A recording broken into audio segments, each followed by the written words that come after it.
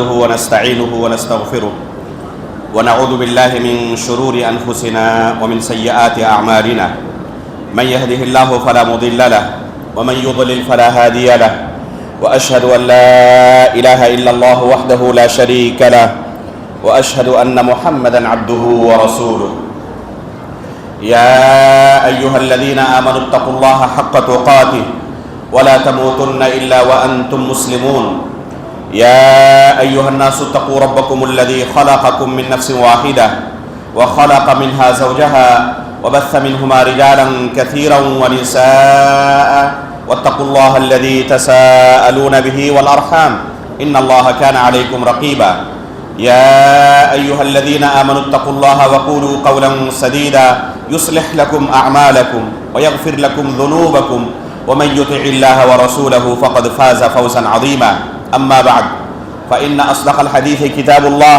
وأحسن الهدي هدي محمد صلى الله عليه وسلم وشر الأمور محدثاتها وكل محدثة بدعة وكل بدعة ضلالة وكل ضلالة في النار. محترم و مکرم حاضرین مجلس، بزرگوں، دوستوں، اسلامی بھائیوں اور پردہ نشین ماں و بہنوں، آج کا ہمارا یہ درس ایک بہت ہی اہم موضوع پر ہے. اس سے پہلے جزوی طور پر بعض دروس میں اس موضوع کے تعلق سے بعض باتیں آپ کے سامنے آئی ہیں، لیکن یہ موضوع ایسا ہے کہ تھوڑی تفصیل کے ساتھ اس بارے میں بیان کرنا ضروری ہے. موضوع ہے ایمان کا چھٹا رکن، تقدیر پر ایمان لانے کا کیا مفہوم و ضابطہ ہے.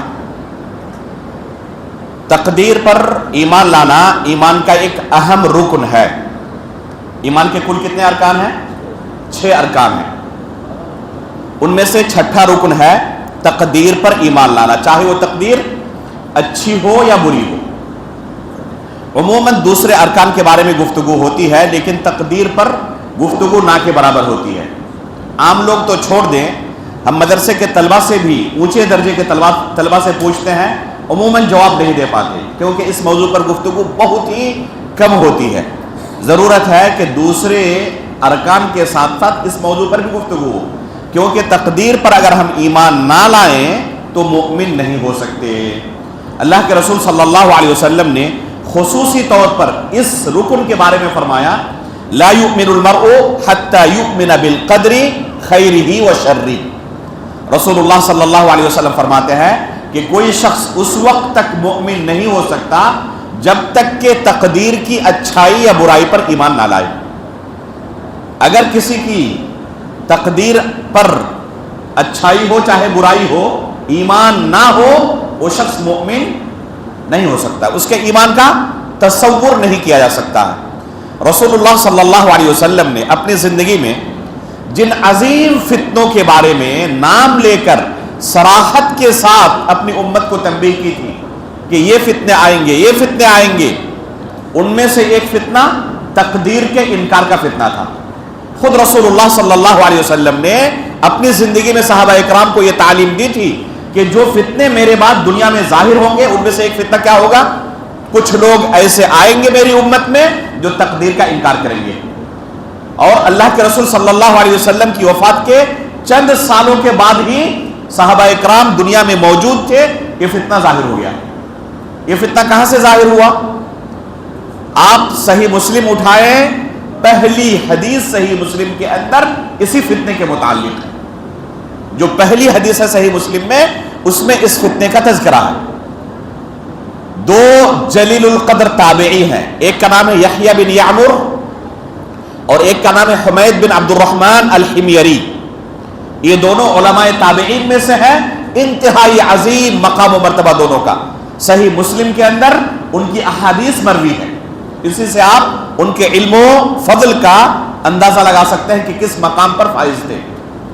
یہ دونوں تابعی آتے ہیں کہاں سے؟ بصرہ سے، مکہ مکرمہ، یا تو حج کی نیت سے یا پھر عمرے کی نیت سے، اور ساتھ میں ایک اہم مقصد لے کر آئے ہوئے ہیں. آپس میں گفتگو کرتے ہیں مسجد حرام کے بغل میں، کاش کہ یہاں کوئی صحابی رسول مل جاتے تو ہمارے علاقے میں جو فتنہ ظاہر ہوا ہے اس فتنے کے بارے میں ہم ان سے پوچھتے.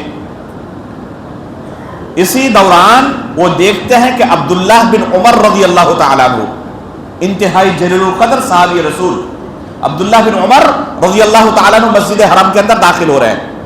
یہ دونوں لپکتے ہیں، ایک ان کے دائیں ایک ان کے بائیں جانب ہو جاتے ہیں، اور دونوں کہتے ہیں کہ اے ابو عبد الرحمن، یہ عبداللہ بن عمر رضی اللہ تعالیٰ عنہ کی کنیت ہے، اے ابو عبد الرحمن، ہمارے علاقے میں معبد الجہنی نام کا باضابطہ نام لے کر اس فتین کا، اس بدعتی کا عبداللہ بن عمر رضی اللہ تعالیٰ عنہ سے پوچھ رہے ہیں کہ معبد الجہنی نام کا ایک شخص ظاہر ہوا ہے، اس کے ساتھ اور کچھ لوگ ہیں، ان کی صفت کیا ہے؟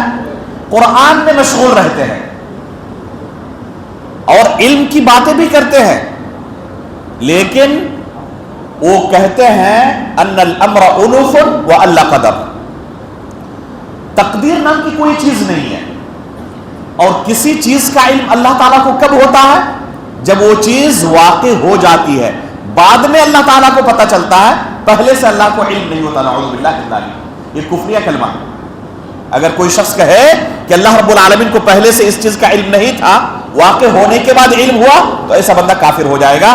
یہ کفریہ کلمہ ہے، اللہ رب العالمین کے علم کا انکار کر رہا ہے. جب ان دونوں نے بیان کیا کہ معبد الجوہنی اور ان کے حوالی موالی جو ہے وہ یہ عقیدہ لوگوں میں پرچار کرنا شروع کر دیا ہے، تو عبداللہ بن عمر رضی اللہ تعالیٰ عنہ کا ریئیکشن کیا ہے؟ یہ سننے کے بعد اللہ کے رسول صلی اللہ علیہ وسلم نے انہیں تنبیہ کی ہوئی تھی کہ آئیں گے کچھ لوگ جو تقدیر کا انکار کریں گے، اور وہ مرحلہ آ چکا. کیا فرماتے ہیں عبداللہ بن عمر رضی اللہ تعالیٰ عنہ؟ ان کے پاس جا کر کہنا کہ میں ان سے بری ہوں، وہ مجھ سے بری ہیں، ان کے ساتھ ہمارا کوئی دینی تعلق نہیں ہے. پتا چلا کہ اہل بدعت کی یہی سزا ہے، ان کے ساتھ کوئی تعلق برقرار نہ رکھا جائے. خود عبداللہ بن عمر رضی اللہ تعالیٰ عنہ کے تعلق سے ابو داؤد کے اندر ایک حدیث آئی ہے، اپنے ایک دوست کو لیٹر لکھ رہے ہیں ملک شام کے اندر. ان کا دوست ایک تھا جن کے ساتھ خط و کتابت پہلے سے جاری تھی، ان کا یہ دوست کہاں رہ رہا تھا؟ ملک شام میں. عبداللہ بن عمر رضی اللہ تعالیٰ عنہ اپنے اس دوست کو لیٹر لکھتے ہوئے کیا کہہ رہے ہیں؟ مجھے تمہارے بارے میں خبر پہنچی ہے کہ تم تقدیر کا انکار کرنے لگے ہو، تقدیر کے بارے میں چمی گوئی کرنے لگے ہو.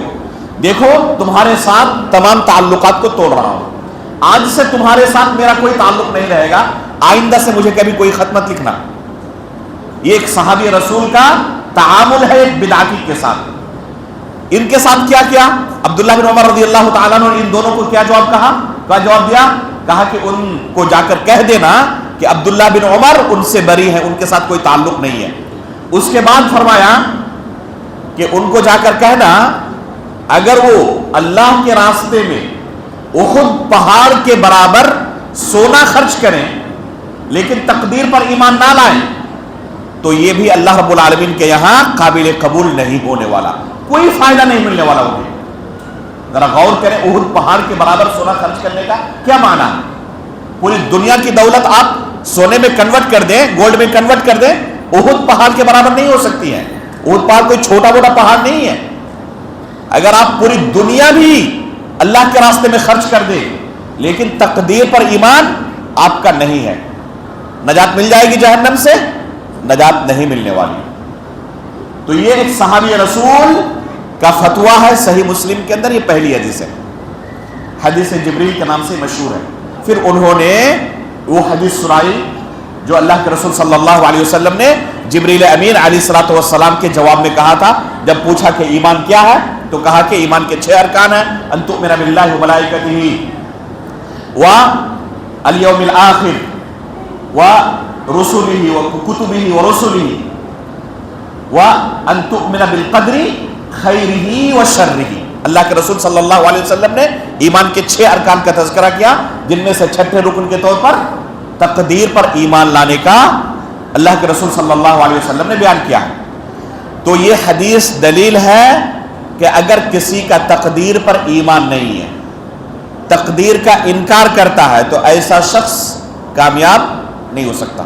چاہے دنیا کی ہر نیکی اس کے پاس موجود رہے، اگر تقدیر پر ایمان نہیں ہے تو تمام نیکیاں اس کی رائے گاہ چلی جائیں گی. ایک اور صحابی جلیل عبداللہ بن عباس رضی اللہ تعالیٰ عنہ کا قول سنیں. عبداللہ بن عباس رضی اللہ تعالیٰ عنہ کا ایک قول انتہائی مشہور ہے. فرماتے ہیں القدر نظام التوحید فمن وحد اللہ عز وجل وکذب بالقدر کان تکذیبہ للقدر نقضا للتوحید. فرماتے ہیں کہ توحید کا پورا سسٹم تقدیر پر ایمان لانے کے ساتھ جڑا ہوا ہے. توحید کا جو پورا سسٹم ہے وہ کس کے ساتھ مربوط ہے؟ تقدیر پر ایمان لانے کے ساتھ جڑا ہوا ہے. فمن وحد اللہ عز وجل وکذب بالقدر، اگر کوئی اللہ رب العالمین کی توحید کا اقرار کرتا ہے، کلمہ لا الہ الا اللہ پڑھتا ہے، لیکن کہتا ہے میں تقدیر کو نہیں مانتا، وکذب بالقدر کان تکذیبہ للقدر نقضا للتوحید، تو تقدیر کا انکار کرنے کی وجہ سے اس کی توحید بھی صحیح سلامت نہیں رہے گی، اس کی توحید بھی ختم ہو جائے گی. تو توحید کو اگر کوئی شخص صحیح سالم بچانا چاہتا ہے تو تقدیر پر ایمان لانا ضروری ہے. اگر تقدیر پر ایمان نہیں لاتا تو اس کی توحید بھی صحیح سالم نہیں رہے گی. پتہ چلا ہمیں کہ تقدیر پر ایمان لائے بغیر نجات کا تصور نہیں کیا جا سکتا. اب کیسے ہم تقدیر پر ایمان لائیں تاکہ ہمیں نجات مل سکے؟ اس بارے میں بہت سارے علماء کی آپ کو کتابیں مل جائیں گی. سب سے بہترین اگر کسی نے اس مسئلے پر گفتگو کی ہے تو علامہ ابن قیم رحمہ اللہ نے شفاء العلیل کے اندر تقدیر پر ایمان لانے کے کل 4 مراتب ہیں. اگر ان 4 مراتب پر آپ ایمان لاتے ہیں تو گویا کہ تقدیر پر آپ کا ایمان ہے، اور ان میں سے کسی ایک مرتبے کا انکار کرتے ہیں تو آپ کا شمار کن میں ہوگا؟ تقدیر کا انکار کرنے والوں میں. اور تقدیر کا انکار کرنے والا کبھی نجات نہیں پا سکتا. تو اس معاملے کو ہمیں سیکھنے کی ضرورت ہے تاکہ ہمارا شمار کس میں ہو؟ تقدیر پر ایمان لانے والوں میں، انکار کرنے والوں میں نہ ہو. تقدیر پر ایمان لانے کے یہ کل 4 مراتب ہیں.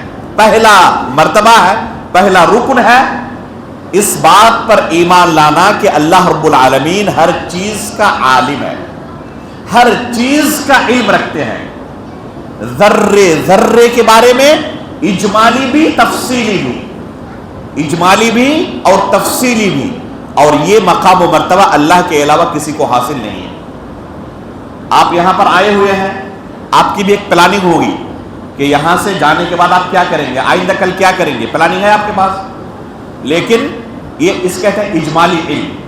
آپ کے پاس بھی ایک نالج ہے، علم ہے کہ میں کیا کچھ کرنے والا ہوں، کیا کچھ ابھی ہونے والا ہے.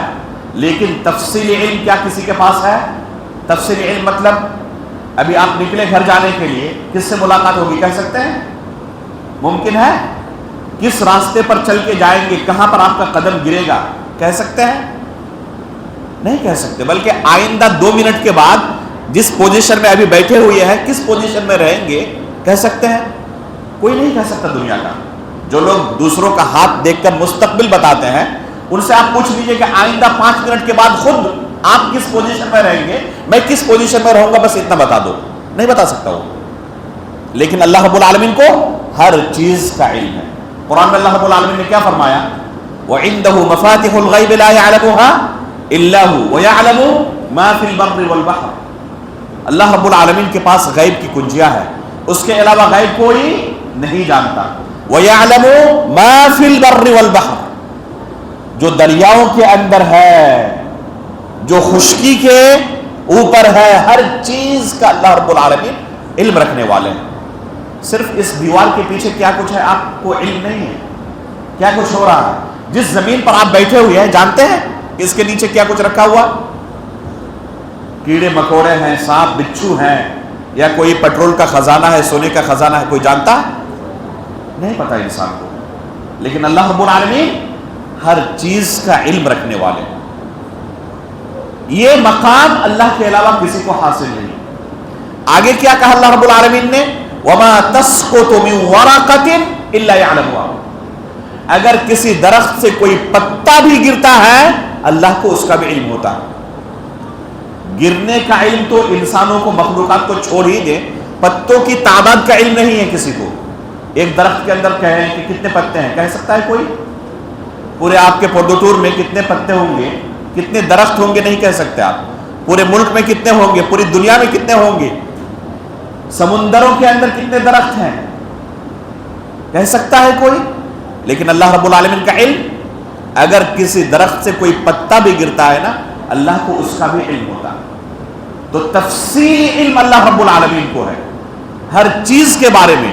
اگر بندہ اس کا اقرار کرے تو اس کا مطلب کہ تقدیر کا اقرار کرنے والا ہے، اس کا انکار کرے اس کا مطلب کہ تقدیر کا انکار کرنے والا ہے۔ معبد الجوہنی نے اسی رکن کا انکار کیا تھا۔ معبد الجوہنی نے کیا کہا تھا؟ ان الامر انف واللہ قدر، اس نے پہلے ہی رکن کا انکار کر دیا تھا۔ کہا تھا کیا؟ کہ کسی چیز کے واقع ہونے کے بعد اللہ کو پتہ چلتا ہے، پہلے سے اللہ کو علم نہیں رہتا۔ تو یہ اللہ رب العالمین کے تقدیر کا انکار ہوا، یہ پہلا رکن ہے۔ اگر بندہ اس پر ایمان لائے تو مانا جائے گا کہ وہ پہلے رکن پر ایمان لا رہا ہے۔ دوسرا رکن کیا ہے؟ دوسرا رکن یہ ہے کہ اللہ رب العالمین نے زمین و آسمان کی پیدائش سے 50,000 سال پہلے لوح محفوظ کے اندر ہر چیز کو لکھ دیا ہے۔ دوبارہ دہراؤں، اللہ رب العالمین نے زمین و آسمان کی تخلیق سے 50,000 سال پہلے لوح محفوظ کے اندر ہر چیز کو لکھ دیا ہے۔ اس کو کہتے ہیں الکتابہ، مرحلۃ الکتابہ۔ جو کچھ لوح محفوظ کے اندر اللہ نے درج کیا ہے، لکھا ہے، کیا وہ اللہ رب العالمین جو کچھ علم رکھتا ہے ہر چیز لکھا ہوا ہے، ہر چیز لکھی ہوئی ہے؟ نہیں، بلکہ ان میں سے بعض چیز اللہ رب العالمین نے لکھی ہے۔ اللہ رب العالمین کا علم اتنا وسیع ہے کہ جو چیز نہیں ہو سکتی، اگر ہوتی تو کیسے ہوتی، اس کا بھی اللہ کو علم ہے۔ سمجھا؟ جو چیز ہونے والی ہے، جو چیز ہو چکی ہے، ان چیزوں کا تو علم ہے ہی اللہ رب العالمین کو۔ جو چیز نہیں ہو سکتی، اگر ہوتی تو کیسے ہوتی، اس کا بھی اللہ رب العالمین کو علم ہے۔ اور یہ چیزیں لوح محفوظ کے اندر لکھی ہوئی نہیں ہے۔ ایک مثال قرآن سے لیں، کیا اللہ رب العالمین کے علاوہ اور کوئی دوسرا رب ہو سکتا ہے؟ اللہ ہو سکتا ہے؟ نہیں ہو سکتا، یہ محال ہے۔ قرآن میں اللہ رب العالمین نے کیا فرمایا؟ لو کان فیہما آلہۃ الا اللہ لفسدتا، اگر اللہ کے علاوہ کوئی دوسرا الہہ ہوتا تو کیا نتیجہ ہوتا؟ دونوں فساد مچاتے۔ یہ چیز نہیں ہونے والی، اگر ہوتی تو کیسا ہوتی، اس کا کیا نتیجہ ہوتا؟ اللہ کو اس کا بھی علم ہے۔ تو جو چیزیں نہیں ہو سکتی اگر ہوتی، اللہ رب العالمین کو اس کا بھی علم ہے۔ یہ ہمارا ایمان ہونا چاہیے۔ دوسرے مرحلے میں کتابہ ہے کہ اللہ رب العالمین نے لکھ دیا ہے۔ کتابت کے کل 5 مراحل ہیں۔ تقدیر پر ایمان لانے کا دوسرا مرحلہ کیا ہے؟ اللہ رب العالمین نے ہماری تقدیر کو، جو کچھ ہونے والا ہے قیامت تک، سب کچھ لوح محفوظ کے اندر لکھ دیا ہے۔ اس کتابت کے کل 5 مراحل ہیں۔ یہ پہلا مرحلہ ہے کہ ہم ایمان لائیں کہ اللہ رب العالمین نے ازل کے اندر ہماری تقدیر کو لکھ دیا ہے۔ قرآن کریم میں اللہ رب العالمین نے فرمایا وَكُلَّ شَيْءٍ أَحْصَيْنَاهُ فِي إِمَامٍ مُبِينٍ۔ دوسرا مرحلہ ہے کتابت کا کہ جب اللہ رب العالمین نے بنی آدم سے عہد و پیمان لیا تھا، جس کا تذکرہ قرآن میں اللہ رب العالمین نے کیا، وَإِذْ أَخَذَ رَبُّكَ مِن بَنِي آدَمَ مِن ظُهُورِهِمْ ذُرِّيَّتَهُمْ وَأَشْهَدَهُمْ عَلَىٰ أَنفُسِهِمْ أَلَسْتُ بِرَبِّكُمْ قَالُوا بَلَىٰ۔ ہم میں سے ہر شخص اس مرحلے سے گزر چکا ہے۔ اللہ رب العالمین نے آدم علیہ السلام کی پشت سے جتنی بھی ذریت قیامت تک آنے والی ہے سب کو نکالنے کے بعد ان سے عہد و پیمان لیا تھا، الست بربکم، کیا میں تمہارا رب نہیں ہوں؟ سب نے اقرار کرتے ہوئے کیا کہا تھا؟ کہ تو ہمارا رب ہے۔ یہ ہے تقدیر کا، کتابت تقدیر کا دوسرا مرحلہ۔ تیسرا مرحلہ یہ ہے، آج کی رات لیلۃ القدر ہونے کا امکان ہے، کل 5 راتوں میں سے ایک رات آج بھی ہے، یہ بھی ایک مرحلے میں شامل ہے۔ لیکن اس کے بعد کے مرحلے میں چوتھا مرحلہ ہے عمر، پوری عمر کے اندر ایک بندہ کیا کچھ کرنے والا ہے۔ ماں کے پیٹ میں جب وہ ہوتا ہے تو تو اللہ رب العالمین ایک فرشتے کو بھیجتے ہیں. اللہ کے رسول صلی اللہ علیہ وسلم نے اسے ایک حدیث میں بیان فرمایا, یجمع خلقه فی بطن امہ 40 یوما نطفہ ثم یکون علاقة مثل ذلك ثم یکون مضغة مثل ذلك ثم يرسل الیہ الملک فینفخ فیہ الروح ثم يرسل الیہ الملک فیؤمر باربع کلمات بکتب رزقہ واجلہ وعملہ وشقی او سعید. یہ کتابت تقدیر کا تیسرا مرحلہ ہے. تقدیر اس وقت بھی لکھی جا رہی ہے. اللہ رب العالمین اسے حکم دیتے ہیں فرشتے کو, 4 چیز لکھ دو اس کی تقدیر میں. کیا کیا؟ رزق کے بارے میں, اس کے اجل کے بارے میں, اور اس کے عمل کے بارے میں, اور وہ شقی ہوگا یا سعید ہوگا, نیک بخت ہوگا یا بدبخت ہوگا. یہ کب لکھا گیا ہے؟ ماں کے پیٹ کے اندر جب بچہ ہوتا ہے اسی وقت یہ لکھ دیا گیا ہے. یہ تقدیر کے لکھنے کا تیسرا مرحلہ ہے. چوتھا مرحلہ ہے کہ ہر سال, پورے سال میں کیا کچھ ہونے والا ہے وہ لیلۃ القدر کے اندر وہ لکھا جاتا ہے. یہ ہے تقدیر حولی, سالانہ تقدیر. اور جو ماں کے پیٹ میں لکھا گیا اس کو کیا کہتا ہے؟ تقدیر عمری, پورے عمر کے اندر جو کچھ کرنے والا ہے وہ لکھا گیا. اور ایک ہے آخری تقدیر یومی. قرآن کریم میں اللہ رب العالمین نے فرمایا کل یوم ہوا فی الشأن, ہر روز کی تقدیر ہر روز لکھی جاتی ہے. تو یہ کل 5 مرحلے ہیں کتابت تقدیر کے. اللہ رب العالمین پہلے سے جانتے ہیں کہ کیا کچھ بندہ کرنے والا ہے, اور باضابطہ وہ لکھا ہوا ہے. فرشتے ہر ایک کے ساتھ موجود ہیں, اس کے نامہ اعمال کو تیار کر رہے ہیں, لکھ رہے ہیں. ما یلفظ من قول الا لدیہ رقیب عتید. جو کچھ اس کی زبان سے نکلتا ہے, رقیب و عتید کیا ہے؟ ہمیشہ نوٹ کر رہے ہیں. ہر چیز نامہ اعمال کے اندر بندہ دیکھے گا. جو اعمال دل سے تعلق رکھتے ہیں وہ کیسے نوٹ ہوں گے؟ بہت سارے اعمال تو ایسے ہیں نا جن کا تعلق کس سے ہے؟ دل سے ہے. جیسے مومن سے محبت کرنا, اللہ سے محبت کرنا, اور اللہ کے دشمنوں سے نفرت کرنا, یہ نیک عمل ہے یا نہیں؟ کوئی اگر صحابہ کرام سے بغض رکھے یہ گناہ ہے یا نہیں؟ اس کا تعلق تو دل سے ہے. کیسے فرشتوں کو پتہ چلے گا, کیسے نوٹ کریں گے؟ قرآن میں اللہ رب العالمین نے جواب دیا ہے. قرآن میں اللہ رب العالمین نے جواب دیا ہے کہ فرشتے لوح محفوظ سے نوٹ کرتے ہیں, لوح محفوظ سے لوٹ کرتے ہیں. اس لیے غلطی کا امکان ہے ہی نہیں. جو کچھ بندے نے پوری زندگی میں کیا نامہ اعمال کے طور پر وہ قیامت کے دن اپنے سامنے پائے گا. تو یہ دوسرا مرحلہ ہے تقدیر پر ایمان لانے کا. کیا کہ سب کچھ پہلے سے لکھ دیا گیا ہے. تیسرا مرحلہ ہے تقدیر پر ایمان لانے کا کہ ہر چیز اللہ رب العالمین کے ارادے اور مشیت سے ہوتی ہے, چاہے وہ چیز اچھی ہو چاہے وہ چیز بری ہو. دنیا کے اندر جو بھی چیز ہوتی ہے چاہے وہ اچھی ہو یا بری ہو, اس میں اللہ رب العالمین کا ارادہ اور اس کی مشیت ضرور شامل رہتی ہے. ساتھ میں بندے کا ارادہ رہتا ہے یا نہیں رہتا؟ بندے کا بھی ارادہ رہتا ہے. اللہ رب العالمین نے فری ول دی ہے, پوری آزادی دی ہے, کسی کو مجبور نہیں کیا ہے, کسی کو مجبور نہیں کیا ہے. دونوں راستہ دکھا دیا. لمن شاء منکم ان یستقیم, جو چاہے استقامت کا راستہ اختیار کرے. فمن شاء فلیؤمن ومن شاء فلیکفر, جو چاہے ایمان لائے جو چاہے کفر کرے. اللہ رب العالمین نے کسی کو مجبور نہیں کیا, اور یہ ہر شخص محسوس کرتا ہے کہ میں عمل کرنے کے لیے مجبور نہیں ہوں. اللہ رب العالمین نے مکمل مجھے آزادی دی ہے عمل کرنے کے لیے.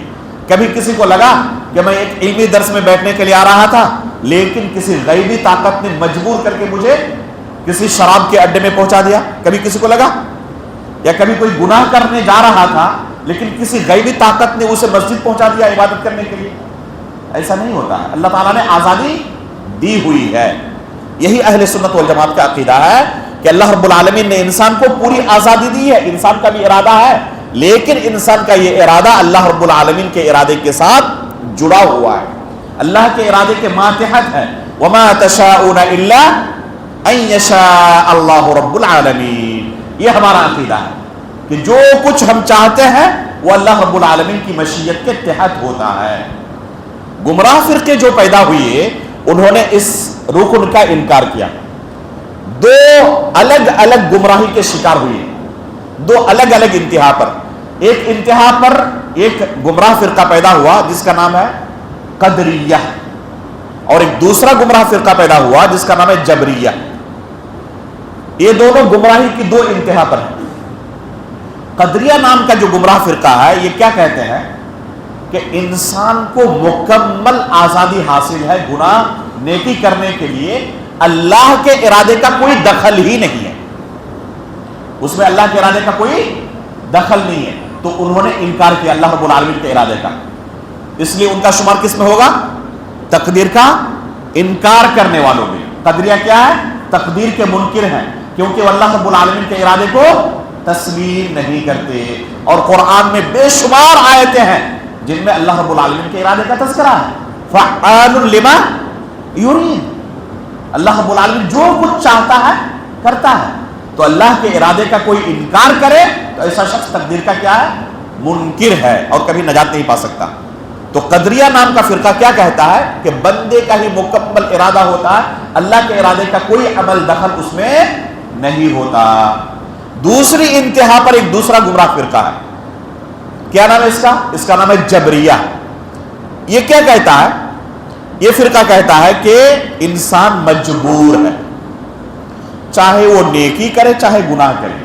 ایک بندہ نماز پڑھ رہا ہے، مجبور ہو کر نماز پڑھا ہے، وہ اس کے برخلاف کر ہی نہیں سکتا تھا. لاکھ کوشش کر لے کہ نماز نہیں پڑھوں گا، نہیں کر سکتا تھا، مجبور ہو کر پڑھا ہے. جب مجبور ہو کر پڑھا ہے تو اس کی کوئی تعریف ہونی چاہیے. اسی طرح ایک بندے نے زنا کیا، کہہ رہے کہ وہ مجبور ہو کر زنا کیا ہے. اس نے کیا کیا ہے؟ مجبور ہو کر زنا کیا ہے، اپنی طرف سے کچھ نہیں کیا ہے. تو اس صورت میں کیا اس پر کوئی سزا ہونی چاہیے اگر مجبور ہو کر کیا ہے؟ تو قدریہ جبریہ کے اس عقیدے کو تسلیم کر لیا جائے تو پھر شریعت پوری معطل ہو کر رہ جائے گی. شریعت کا پھر کوئی کام نہیں ہے، شریعت کی کوئی ضرورت نہیں ہے. یہ چیز گناہ ہے، یہ چیز نیکی ہے، بیان کرنے کی کیا ضرورت ہے؟ انسان تو مجبور ہے. آپ کے نزدیک آپ مانتے ہیں کہ انسان مجبور ہے، چاہے نیکی کا کام کرے چاہے گناہ کا کام کرے. دونوں صورت میں جب مجبور ہے تو پھر شریعت کی کوئی ضرورت باقی رہتی ہے؟ کوئی ضرورت ہی باقی نہیں رہتی ہے. یہ بیان کرنے سے فائدہ کیا کہ یہ گناہ کا کام ہے، یہ نیکی کا کام ہے، تو مجبور ہو کر کرے گا، چاہے گناہ کر چاہے نیکی کرے. آپ کے نزدیک یہ اتنا باطل قول ہے کہ اس سے شریعت ہی پوری معطل ہو کر رہ جائے گی. اور یہ اتنا باطل قول ہے کہ اس کے بطلان کو ایک عام عقل مند آسانی کے ساتھ پہچان سکتا ہے، اللہ کہ جس کے دل میں اللہ تعالیٰ نے مہر لگا دیا. جب انسان گمراہ کے دہانے پر پہنچتا ہے نا تو ایک دم واضح اور کلیئر چیزوں کا بھی انکار کر دیتا ہے. جیسے کہ یہ مسئلہ ہے، ہر کوئی محسوس کر سکتا ہے کہ میں عمل کرنے کے لیے آزاد ہوں، مجھے کسی نے مجبور کر کے کوئی عمل نہیں کرایا. بلکہ جہاں پر انسان مجبور ہو جاتا ہے نا وہاں پر شریعت اس سے گناہ کو کیا کر دیتی ہے؟ ختم کر دیتی ہے. اگر کوئی شخص مجبور ہو کر کوئی گناہ کرے تو کیا اللہ رب العالمین کے یہاں اس کا مواخذہ ہوگا؟ اس کا مواخذہ نہیں ہوگا. اگر کوئی آپ کے سامنے بندوق تان دے اور کہے کہ یہ گناہ کا کام کرو، شراب پیو ورنہ تمہیں میں قتل کر ڈالوں گا، آپ نے بندوق کے ڈر سے جان بچانے کے لیے شراب پی لیا، تو کیا اللہ رب العالمین کے پاس آپ پکڑے جائیں گے؟ نہیں پکڑے جائیں گے، کیونکہ مجبور ہو کر آپ نے یہ کام کیا. مجبور اگر ہو کر کوئی طلاق بھی اپنی بیوی کو دے دے تو طلاق واقع نہیں ہوتی ہے. مجبوری کی صورت میں شریعت کا کوئی حکم نافذ ہی نہیں ہوتا. اور یہ کہنا چاہتے ہیں کہ انسان ہر عمل میں مجبور ہے، تو ظاہر سی بات ہے کہ ایک باطل قول ہے. اہل سنت والجماعت کا عقیدہ ان دو گمراہیوں سے محفوظ ہے. وہ کیا عقیدہ رکھتے ہیں کہ اللہ رب العالمین کے ارادے اور مشیت سے ہی ہر چیز ہوتی ہے، لیکن انسان کا بھی ارادہ اس میں شامل ہوتا ہے. انسان کو اللہ تعالیٰ نے مجبور نہیں کیا ہے. یہ ہے تیسرا رکن تقدیر پر ایمان لانے کا. چوتھا اور آخری رکن کیا ہے کہ اللہ رب العالمین ہر چیز کا خالق ہے، چاہے وہ چیز اچھی ہو چاہے وہ چیز بری ہو. دیکھیں جو چیز بری ہے وہ نسبی طور پر بری ہے. اللہ رب العالمین نے اپنی مخلوقات میں سے شر محض کے طور پر کوئی چیز ایک دم بالکل شر محض ہو ایسی چیز پیدا نہیں کی. یعنی اس میں سراپا شر ہی ہو، خیر کا کوئی پہلو نہ ہو. اللہ کی مخلوقات میں ایسی کوئی چیز نہیں ہے. یہاں تک کہ ابلیس کو بھی اللہ رب العالمین نے پیدا کیا، شرک اور کفر کو پیدا کیا. اس میں کیا یہ شر محض ہے، سراپا شر ہے؟ نہیں، اس میں خیر کا پہلو ہے کہ اس کے ذریعے اللہ رب العالمین لوگوں کا امتحان لیتا ہے کہ وہ ابلیس کی اطاعت کرتا ہے یا اللہ رب العالمین کی اطاعت کرتا ہے، شریعت کی اتباع کرتا ہے۔ تو اگر ابلیس نہ ہوتا، شر کا وجود نہ ہوتا، تو امتحان کیسے لیا جاتا کہ یہ شخص شر سے بچا ہوا ہے، تب نہ اللہ کے پاس اس کا اجر ملے گا، مقام و مرتبہ ملے گا۔ تو شر بھی محض شر نہیں ہے۔ یہ جو کہا جاتا ہے کہ تقدیر کی اچھائی اور برائی پر تؤمن بالقدر خیرہ و شرہ، یہ مخلوق کے اعتبار سے ہے، اللہ رب العالمین کے اعتبار سے نہیں ہے۔ یہ کس کے اعتبار سے ہے؟ مخلوق کے اعتبار سے۔ اس کے دوسرے لفظوں میں کہتے ہیں الشر فی مفعولات اللہ عز وجل ولیس فی فعلہ، اللہ کے فعل میں، اللہ کے عمل میں کوئی چیز شر نہیں ہے، مفعول میں، مخلوق میں نسبی جزئی شر ہو سکتا ہے۔ جو چیز آپ کے لیے شر ہے ہو سکتا ہے اس کے لیے، دوسرے کے لیے خیر ہو۔ مثال کے طور پر، بس سمجھانے کے لیے مثال ہے، ایک شخص بیمار پڑ گیا، کیا اس کے لیے خیر ہے؟ شر ہے، واضح طور پر اس کے لیے کیا ہے؟ یہ شر ہے، لیکن ڈاکٹر کے لیے خیر ہے، ڈاکٹر کے پاس جائے گا اور اس کی روزی روٹی اس سے چلے گی۔ شر محض ہوا ہے، صرف شر نہیں ہوا، کسی کے لیے شر تو کسی کے لیے کیا ہے؟ وہ خیر ہے۔ تو اس لیے شر اللہ رب العالمین کی طرف اس کی نسبت کرنے سے منع کیوں کیا گیا ہے؟ کیونکہ اللہ رب العالمین کی طرف شر کی نسبت کرنا اللہ کے ساتھ بے ادبی ہے۔ اللہ کے رسول صلی اللہ علیہ وسلم کیا کہتے تھے؟ وَالشَّرُّ لَيْسَ إِلَيْكَ، وَالشَّرُّ لَيْسَ إِلَيْكَ، شر کی نسبت اللہ کی طرف اللہ کے رسول نہیں کر رہے ہیں۔ کس لیے؟ کیا اس کا معنی یہ ہے کہ شر کا خالق اللہ نہیں ہے؟ نہیں، شر کا بھی خالق اللہ ہی ہے۔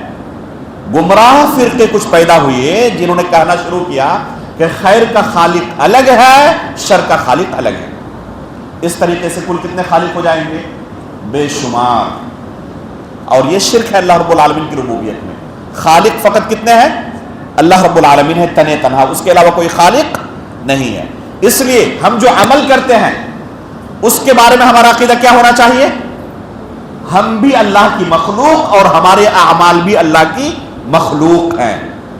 ہم بھی اللہ کی مخلوق ہیں، اللہ نے ہمیں بھی پیدا کیا ہے، اور ہم جو عمل کرتے ہیں چاہے وہ خیر کا ہو چاہے شر کا ہو، اسے بھی اللہ تعالیٰ نے پیدا کیا ہے۔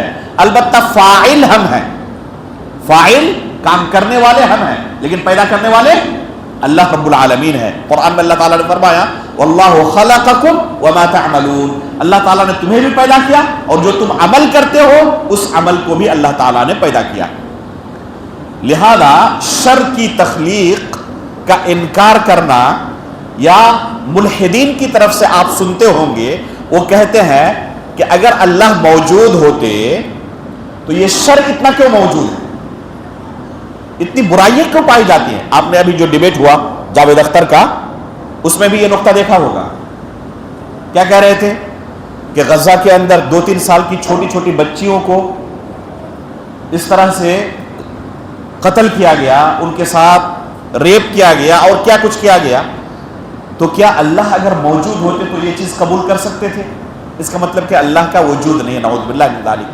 وہ شر کے وجود کو اللہ کے عدم وجود کی دلیل کے طور پر پیش کر رہا ہے۔ یہ اللہ رب العالمین کے وجود کی دلیل ہے، عدم وجود کی نہیں۔ کیسے؟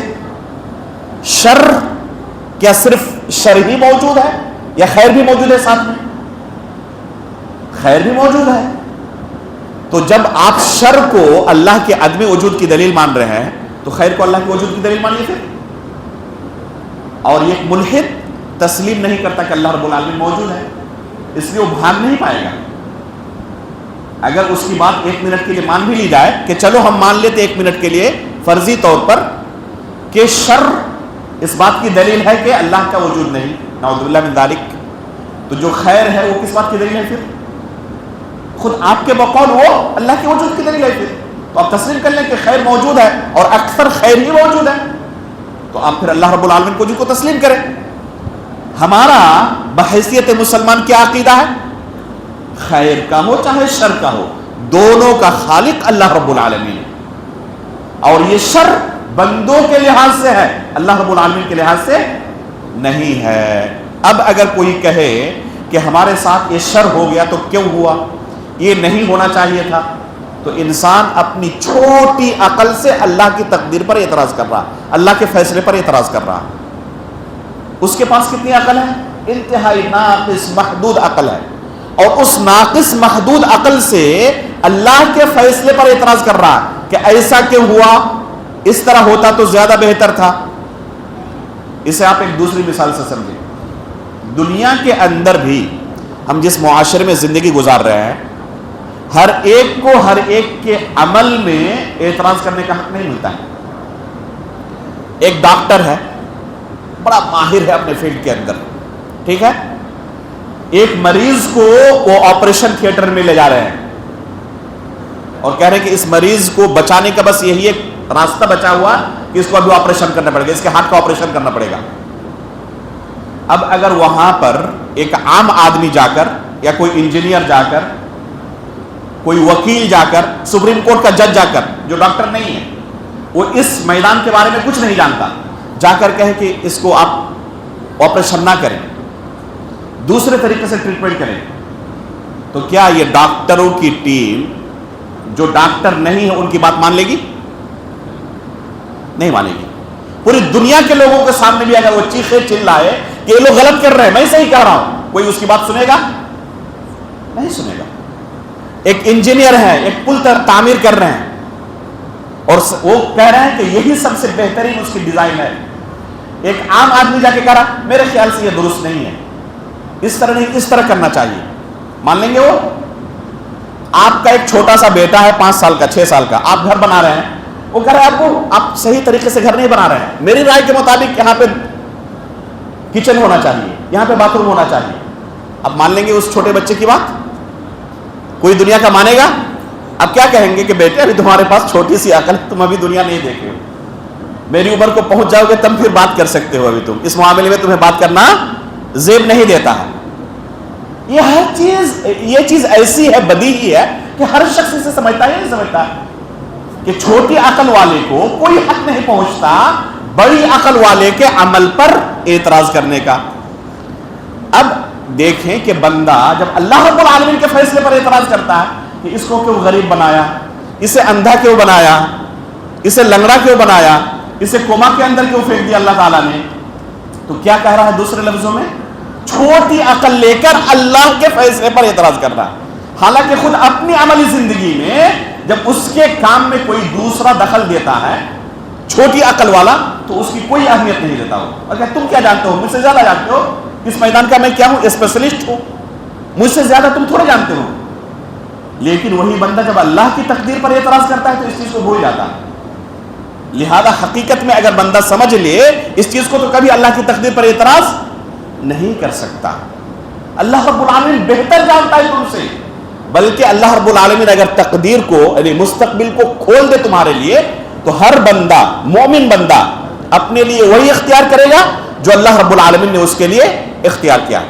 تو یہ کل تقدیر پر ایمان لانے کے 4 مراتب ہے، سمجھ گئے اچھی طرح سے؟ اگر اس طریقے سے آپ کا ایمان ہے تو آپ تقدیر پر ایمان لانے والوں میں سے ہیں، اور اس طریقے سے آپ کا ایمان نہیں ہے تو گویا کہ آپ کا شمار کس میں سے ہوگا؟ تقدیر کا انکار کرنے والوں میں، اور تقدیر کے انکار کرنے والوں کو کبھی نجات نہیں مل سکتی۔ کیا 4 مراتب ہوئے؟ پہلا، اللہ رب العالمین ہر چیز کا علم رکھنے والا، ذرے ذرے کا، اجمالی اور تفصیلی ہر طرح کا، یہاں تک کہ جو چیزیں نہیں ہیں اگر ہوتی تو کیسے ہوتی ان کا بھی اللہ رب العالمین کو علم ہے، یہ پہلا مرتبہ۔ دوسرا مرتبہ کیا ہے؟ کتابت، تقدیر کی کتابت کا، کہ اللہ رب العالمین نے پہلے سب کچھ لکھ دیا ہے۔ تیسرا کیا ہے؟ ارادہ اور مشیت کا، کہ ہر چیز اللہ کے ارادے اور مشیت سے جڑی ہوئی ہے اور بندے کو بھی اللہ تعالیٰ نے اختیار دیا ہے۔ اور چوتھا کیا ہے؟ ہر چیز کا خالق اللہ رب العالمین ہے، چاہے وہ چیز اچھی ہو چاہے وہ چیز بری ہو۔ یہ 4 مراتب اچھی طرح ذہن نشین کر لیں، لکھ لیں تاکہ بعد میں بھول نہ جائیں۔ اگر اس طریقے سے آپ کا ایمان ہے تو تقدیر پر ایمان لانے والوں میں آپ کا شمار ہوگا۔ ان میں سے کسی ایک رکن کا انکار کرے بندہ تو تقدیر کا اسے منکر سمجھا جائے گا، اور تقدیر کا منکر کبھی نجات نہیں پا سکتا۔ اب کچھ وسوسے لوگوں کے ذہن میں شیطان ڈالتے رہتا ہے تقدیر کے مسئلے کو لے کر۔ کوئی بھی وسوسہ کبھی ذہن میں آئے، ہمیشہ دو چیز ذہن میں رکھیں، ہر وسوسے کا علاج ہے یہ۔ پہلی چیز یہ کہ اللہ رب العالمین نے ہمیں ہر عمل کے کرنے کا مکمل اختیار دیا ہے، مجبور نہیں کیا ہے۔ آج سے اگر ہم تمام گناہوں سے توبہ کر لیں اور نئی زندگی شروع کریں نیکی کی، کہ آج سے اللہ کی نافرمانی نہیں کریں گے، تو توبہ کرنے کے ساتھ کیا ہو جاتا ہے؟ پوری فائل گناہوں کی ڈیلیٹ ہو جاتی ہے، ختم کر دیتے ہیں اللہ رب العالمین۔ نئی زندگی شروع کریں، اللہ رب العالمین نے آگے آپ اگر نیک عمل کرنا چاہتے تو مجبور کر کے آپ کو گناہ نہیں کرائے گا اللہ رب العالمین۔ اللہ رب العالمین آپ کو پوری آزادی دی ہوئی ہے، آپ نیک عمل کر کے اپنے آپ کو اچھا بنا سکتے ہیں، جنت کا حقدار بنا سکتے ہیں۔ یہ پہلی چیز۔ دوسری چیز یہ ہے کہ اللہ رب العالمین ظالم نہیں ہے، اللہ رب العالمین ظالم نہیں ہے۔ ایسا نہیں ہو سکتا کہ آپ کیا کریں، نیک عمل کرتے رہے زندگی بھر اور اس کے بعد بھی اللہ تعالیٰ آپ کو کیا کرے؟ جہنم میں داخل کر دے۔ ایسا نہیں ہوگا۔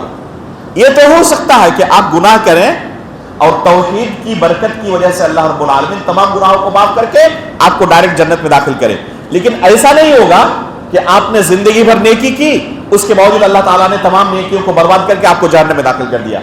اللہ رب العالمین ایسا نہیں کرنے والا۔ ایک حدیث ہے جس حدیث کے سلسلے میں بعض لوگوں کے ذہن میں اشکال آتا ہے، اور یہ حدیث بالکل صحیح حدیث ہے، صحیحین کے اندر یہ حدیث موجود ہے۔ کیا حدیث ہے وہ؟ اللہ کے رسول صلی اللہ علیہ وسلم جو ابھی حدیث آپ کے سامنے پڑھی نا، یجمع خلقہ فی بطن امہ 40 یوما نطفہ، جو 4 چیزوں کے لکھنے کے بارے میں ماں کے پیٹ میں آیا ہے، اسی حدیث میں آگے ہے کہ وَإِنَّ أَحَدَكُمْ لَيَعْمَلُ بِعَمَلِ أَهْلِ الْجَنَّةِ حَتَّى مَا يَكُونُ بَيْنَهُ وَبَيْنَهَا إِلَّا ذِرَاعٌ فَيَسْبِقُ عَلَيْهِ الْكِتَابُ فَيَعْمَلُ بِعَمَلِ أَهْلِ النَّارِ فَيَدْخُلُهَا۔ تم میں سے ایک شخص ایسا ہوتا ہے کیا کہ جنتیوں والا عمل کرتا ہے، زندگی بھر اس نے جنتیوں والا عمل کیا، حتی ما یکون بینہ وبینہا الا ذراع، یہاں تک کہ اس کے درمیان اور جنت کے درمیان کتنا فاصلہ باقی رہ گیا؟ صرف 1 گز کا۔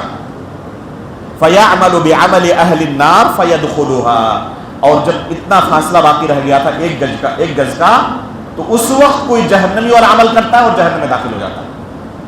اسی کے برعکس ایک بندہ زندگی بھر جہنمی والا عمل کرتا ہے، یہاں تک کہ جہنم اور اس کے درمیان صرف 1 گز کا فاصلہ رہتا ہے، آخر میں کوئی جنتی والا عمل کر کے جنت میں داخل ہو جاتا ہے۔ یہ حدیث صحیح کے اندر ہے۔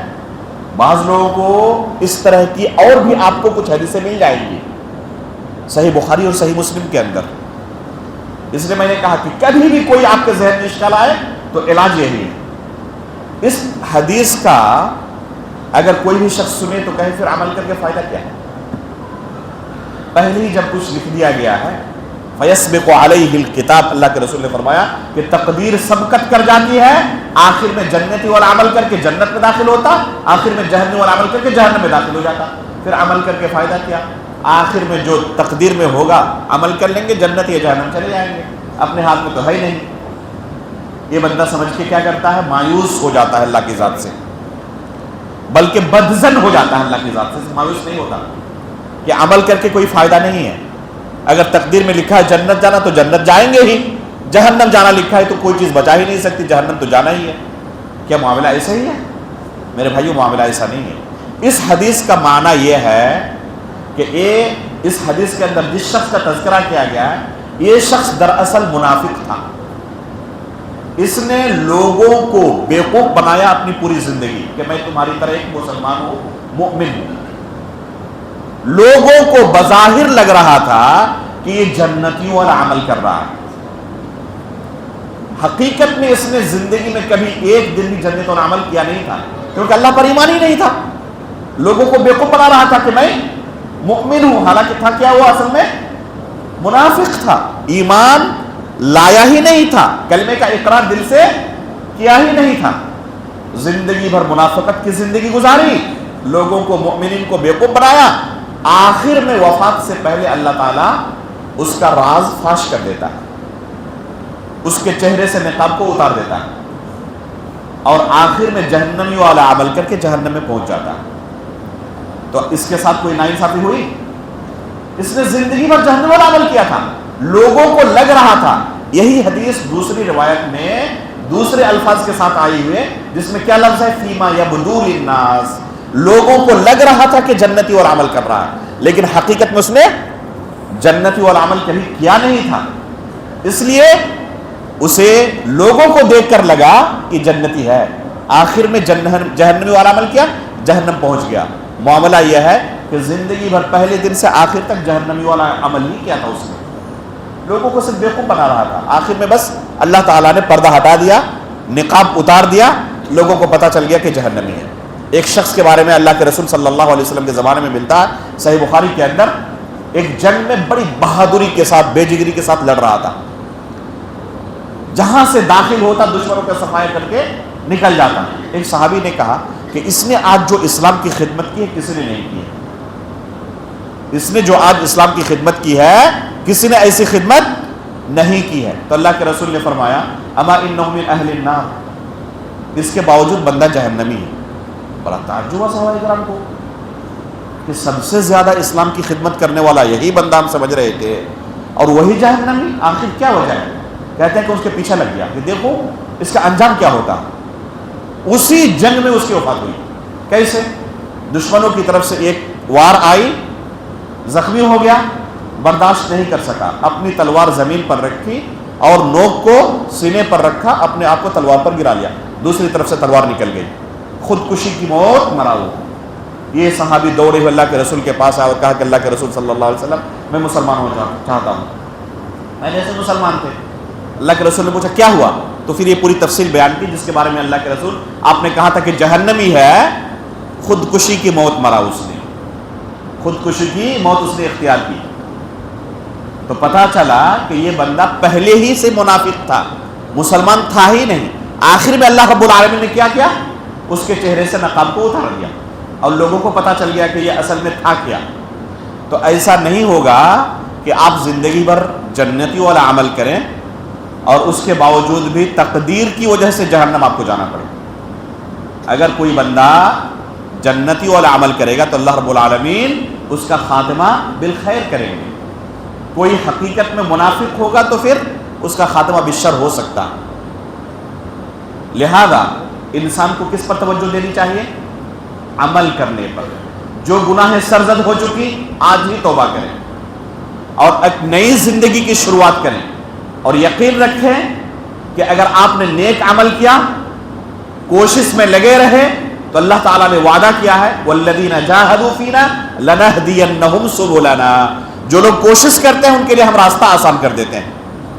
اور اللہ رب العالمین ظلم نہیں کرنے والا ہے، جو عمل آپ آگے کریں گے نیک، اس کا بدلہ انشاءاللہ جنت کی صورت میں ملنے والا ہے۔ ایک اشکال لوگوں کے ذہن میں شیطان ڈالتے رہتا ہے کہ جب ہر چیز لکھی ہوئی ہے اور ہر چیز اللہ کے ارادے سے ہوتی ہے، یعنی ایک زانی زنا کرتا ہے، ایک شرابی شراب پیتا ہے، تو اس میں بھی اللہ کا ارادہ کیا ہے؟ شامل ہے۔ ہم نے یہی کہا کہ گمراہ فرقوں کا عقیدہ ہے کہ اللہ کا ارادہ اس میں شامل نہیں ہوتا، قدریہ کا عقیدہ ہے، ہمارا عقیدہ نہیں ہے۔ ہمارا عقیدہ ہے کہ اللہ کا ارادہ اس میں بھی شامل ہوتا ہے۔ اب اگر کوئی شخص ذہن میں شیطان کسی کے لیے وسوسہ ڈال سکتا ہے، کہے کہ جب اللہ کے ارادے سے ہی میں نے گناہ کیا تو اس پر سزا کیوں مجھے ملے گی؟ کیا اشکال ہے ذہن میں کہ اگر اللہ کے ارادے سے ہی میں نے گناہ کیا تو اس پر پھر سزا کیوں؟ یہ ایسا باطل اشکال ہے، ایسی باطل دلیل ہے کہ کوئی بھی عقل مند اس دلیل کو دنیا کا صحیح نہیں ٹھہرا سکتا۔ شریعت کی نگاہ میں تو باطل ہے ہی، عقل مند لوگوں کی نگاہ میں بھی یہ دلیل انتہائی بودھی دلیل، باطل دلیل ہے۔ بلکہ دنیا کا ہمیں کوئی ایسا عقل مند نہیں مل سکتا جو اس دلیل کو اپنی عملی زندگی کے اندر قبول کر لے۔ کیا اس نے دلیل دی؟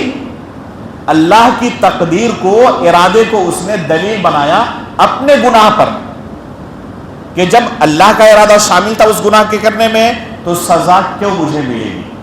ٹھیک ہے، ایک منٹ کے لیے تمہاری یہ دلیل قبول کر لیتے ہیں۔ کوئی تمہارا بچہ چھین لے اور قتل کر دے اور یہی دلیل جج کے سامنے پیش کرے، قبول کر لو گے تم؟ جج صاحب پوچھے تم نے اس کے بیٹے کو کیوں مارا؟ تو وہ کہے کہ اللہ رب العالمین کا ارادہ تھا اس میں، اور جب اللہ کا ارادہ شامل تھا تو مجھے سزا نہیں ملنی چاہیے۔ آپ کہیں گے ہاں بات تو تمہاری صحیح ہے، تم کو سزا نہیں ملنی چاہیے، قبول کر لیں گے؟ دنیا کا کوئی قبول کرے گا؟ خود اپنی عملی زندگی میں جب آپ اس دلیل کو قبول نہیں کر رہے ہیں، کوئی دوسرا آپ کے خلاف اسی دلیل کو دے، آپ کو نقصان پہنچا کر کہ میری تقدیر میں لکھا تھا آپ کو نقصان پہنچانا، اس لیے میں نے پہنچایا، اس لیے مجھے سزا نہیں ملنی چاہیے، آپ اس دلیل کو قبول نہیں کر رہے ہیں کہ نہیں تمہیں سزا ضرور ملنی چاہیے، میں تو تمہیں عدالت میں ضرور گھسیٹوں گا اور تم کو پھانسی کی سزا دلاؤں گا، کیوں آپ قبول نہیں کر رہے ہیں؟ جب بندہ کہہ رہا ہے کہ اللہ کی تقدیر میں نے لکھ دیا تھا اس لیے میں نے گناہ کیا، تو آپ اس کو معاف کر دیں کہ چلو تمہاری تقدیر میں لکھا تھا تم نے گناہ کیا اس لیے تمہیں سزا نہیں ملنی چاہیے، آپ اسے قبول نہیں کر رہے۔ دنیا کی کسی ملک میں چلے جائیں آپ، وہاں پہ پولیس ہے، پرشاسن ہے، کورٹ ہے، عدالت ہے، کچہری ہے، کس لیے؟ تاکہ جو لوگ گناہ کرتے ہیں ان کو سزا دی جائے، اس لیے نا، تاکہ جو لوگ گناہ کر رہے ہیں ان کو سزا دی جائے، اس لیے اتنی بڑی حکومت پوری کیا کہتے ہیں پورا سسٹم بنایا ہوا اور لاکھوں کروڑوں خرچ کرتی ہے ہر حکومت تاکہ ظالموں کو سزا ملے۔ تو خود آپ کی عقل کہتی ہے کہ ایک ظالم کو سزا ملنی چاہیے، وہ یہ دلیل پیش کرے کہ میری تقدیر میں لکھا تھا اس لیے مجھے سزا نہیں ملنی چاہیے، اس کی دلیل تسلیم نہیں کی جائے گی۔ اس لیے آپ نے عدالت بنائی ہوئی ہے، آپ نے پولیس، پرشاسن اور کورٹ کچہری کا نظام اپنے ملک میں رائج کیا ہوا ہے، تو یہی دلیل آپ اللہ کے خلاف پیش کرنا چاہتے ہیں کہ مجھے جہنم کی سزا نہیں ملنی چاہیے اس لیے کہ میری تقدیر میں لکھا ہوا تھا، اسی دلیل کو تم قبول نہیں کر پائے اپنی عملی زندگی میں، تو اب کس منہ سے وہی دلیل اللہ کے خلاف دے رہے ہو؟ جب تم کسی کا بچہ مار دیتے ہو تو وہ تسلیم نہیں کرتا کہ تمہاری تقدیر میں لکھا تھا اس لیے تمہیں سزا نہیں ملنی چاہیے، تو تم اللہ رب العالمین کے خلاف شرک کر رہے ہو، جھوٹ بول رہے ہو، غیبت کر رہے ہو، جن چیزوں کو اللہ نے حرام کیا ان کا ارتکاب کر رہے ہو، اور پہلے سے تمہیں پتا تھا کہ اس کی سزا اللہ نے یہ بیان کی ہے، یہ کروں گا تو اس کی سزا یہ ہے، اور اس کے باوجود تم وہی جرم کرو اور کہو کہ میری تقدیر میں لکھا تھا، چلے گا یہ؟ ایک بندہ ٹرین میں سفر کر رہا ہے، پہلے سے بار بار اناؤنسنگ ہو رہی ہے کہ بغیر ٹکٹ کے کوئی سفر نہ کرے، پکڑا جائے گا تو 10 سال کے لیے جیل، اس کے باوجود آپ جا کے چڑھ گئے ٹرین میں، پکڑ لی ٹی اور آپ کو جیل کے اندر ڈال دی، اب آپ کہہ رہے ہیں کہ میری تقدیر میں لکھا تھا اس لیے میں نے چڑھا، مجھے سزا نہیں ہونی چاہیے، مان لیں گے وہ؟ آپ کو پہلے سے خبر دی گئی، آپ جانتے تھے کہ اس عمل کی سزا یہ ہے، پھر بھی آپ نے کیوں ارتکاب کیا؟ پوری دنیا میں چیخے چلائیں، کوئی آپ کی بات کا سپورٹ کرے گا؟ کوئی ایک بندہ عقل مند نہیں ملے گا جو آپ کا سپورٹ کرے۔ اب یہی دلیل اللہ کے خلاف آپ دینا چاہتے ہیں؟ ظاہر سی بات ہے کہ یہ دلیل کوئی عقلی دلیل نہیں ہے۔ اس لیے کفار مکہ دنیا میں کیا کہتے تھے؟ لو شاء اللہ ما اشرکنا، دیکھیں اللہ نے ہماری تقدیر میں لکھا تھا شرک کرنا اس لیے ہم نے شرک کیا، اللہ تعالیٰ نہ لکھتا ہماری تقدیر تو ہم شرک نہیں کرتے، وہ تقدیر کو حجت بناتے تھے دنیا میں، ہماری تقدیر میں لکھا تھا اس لیے ہم نے کیا۔ یہ جب جہنم میں پہنچ جائیں گے قیامت کے دن اور ان سے پوچھا جائے گا جہنم کیوں پہنچ گئے، تو اس دن نہیں کہیں گے تقدیر میں لکھا ہوتا اس لیے پہنچ گئے، کہو اب اسی طرح جیسے دنیا میں کہتے تھے نا، اب کہو کہ تقدیر میں لکھا تھا اس لیے پہنچ گئے، اس وقت ہوش ٹھکانے آ جائیں گے، اس وقت کہیں گے کیا ما سلککم فی سقر، جہنم کیوں پہنچ گئے، تو کہیں گے کیا لم نک من المصلین، نماز نہیں پڑھتے تھے اس لیے جہنم آ گیا آج۔ اس وقت نہیں کہیں گے تقدیر میں لکھا تھا اس لیے ہم جہنم آ گئے، اس وقت ہوش ٹھکانے آ جائیں گے، لو کننا نسمع او نعقل ما کننا فی اصحاب السعیر، کاش کہ دنیا میں انبیاء کی بات سن لیے ہوتے تو آج جہنم نہیں آنا پڑتا۔ پتہ چلا کہ تقدیر کو گناہ پر حجت بنانا یہ کس کی چال ہے؟ شیطانی چال۔ ایک مومن یا ایک عقل مند کبھی بھی تقدیر کو گناہ کے لیے حجت نہیں بنا سکتا، البتہ تقدیر کو ایک معاملے میں حجت بنائی جا سکتی ہے، وہ کس معاملے میں؟ اگر انسان اپنی طرف سے کوشش کرے کسی چیز کو حاصل کرنے کی، اس کے باوجود اسے وہ چیز حاصل نہیں ہوئی، اب صبر کے لیے اور تسلی کے لیے اگر کوئی بندہ کہے کہ اللہ نے میری تقدیر میں لکھا تھا میں اس پر صبر کر رہا ہوں تو یہ چیز اچھی ہے۔ مثال کے طور پر ایک لڑکا اسٹوڈنٹ ہے، وہ کامیاب ہونے کے لیے جی توڑ محنت کر رہا ہے، روزانہ کلاس اٹینڈ کر رہا ہے، محنت کیا پھر بھی فیل ہو گیا، اب وہ کہے کہ میری تقدیر میں لکھا تھا اپنی طرف سے تو میں نے کوشش کی لیکن فیل ہو گیا۔ ایک شخص روڈ کے اندر ایکسیڈنٹ ہو گیا، پیر اس کا کٹ گیا، کہے کہ میری تقدیر میں لکھا تھا اس لیے تو ایسے موقع پر تقدیر کو اگر کوئی حجت بنائے تو درست ہے. لیکن کوئی گناہ کرے اور کہے میری تقدیر میں لکھا تھا، ایک بندہ زنا کر رہا ہے، شراب پی رہا ہے اور کہے میری تقدیر میں لکھا تھا اس لیے میں نے گناہ کیا، اس کی بات مانی جائے گی؟ عمر فاروق رضی اللہ تعالیٰ عنہ کی عدالت میں ایک شخص کو لایا گیا چوری کے الزام میں، تو اس نے یہی دلیل پیش کی میری تقدیر میں لکھا تھا چوری کرنا اس لیے کیا. تو کیا جواب دیا عمر فاروق رضی اللہ تعالیٰ عنہ نے؟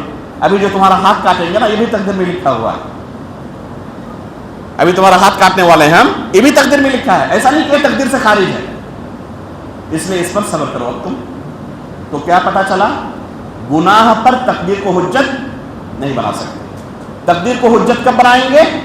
اپنی طرف سے محنت کرنے کے باوجود بھی اپنی مرضی کے مطابق نتیجہ نہ ملے، کوئی مصیبت ہماری زندگی میں آ پڑے، اس وقت تسلی کے طور پر تقدیر کو حجت بنا سکتے ہیں کہ ہم صبر کرتے ہیں اللہ رب العالمین کی تقدیر پر اور اس پر ہم راضی ہیں. قرآن میں اللہ رب العالمین نے اسی چیز کا تذکرہ کیا، فاصبر ان وعد اللہ حق واستغفر لذنبک. دو چیز کا اللہ نے تذکرہ کیا، صبر کا بھی اور استغفار کا بھی. صبر کب؟ جب تمہاری زندگی میں کوئی مصیبت آ پڑے اس وقت صبر کرو، لیکن گناہ کرنے کے بعد مت کہو کہ ہم صبر کر رہے ہیں، اس وقت استغفار کرو. یہ تمہارا جرم ہے کہ اللہ ہم سے گناہ سرزد ہو گیا ہے، تو ہمیں معاف کر دے. تو یہ چند اہم احکام و مسائل کے تقدیر سے متعلق اللہ رب العالمین سے ہم دعا کرتے ہیں کہ اللہ رب العالمین اس طرح کے دینی مسائل کو ہمیں سمجھنے کی اور اہل سنت والجماعت کے مطابق عقیدہ اختیار کرنے کی توفیق عطا فرمائے. اللہ رب العالمین تقدیر کا انکار کرنے والوں سے ہمیں بچائے. اللہ رب العالمین اہل سنت والجماعت کے عقیدے پر آخری سانس تک ہمیں قائم و دائم رہنے کی توفیق عطا فرمائے. ایمان کی حالت پر ہماری وفات ہو، نبیین، صدیقین، شہداء و صالحین کے ساتھ ہمارا حشر ہو. آمین. تقبل رب العالمین. وصلی اللہ علی نبینا محمد.